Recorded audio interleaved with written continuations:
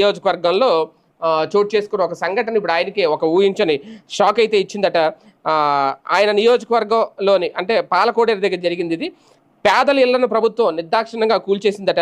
పశ్చిమ గోదావరి జిల్లా మండలం కేంద్రమైన పాలకోడేరులోని ఏఎస్ఆర్ నగర్లో ప్రత్యేక పోలీసు బలగాలు మోహరించి పేదల ఇళ్లను కూటమి ప్రభుత్వం కూల్చేసింది అనేది 130 పేద కుటుంబాల ఇళ్లను తొలగించడానికి 19వ తేదీన ప్రయత్నించిన అధికారులు బాధితుల నుంచి తీవ్ర ప్రతిఘటన అయితే ఎదుర్కొన్నారు. దీంతో వెనక్కి తగ్గిన అధికారులు జిల్లా అధికారులతో మాట్లాడుకోవాలని అందుకు అవకాశం కల్పిస్తామని చెప్పి వెళ్ళిపోయారు.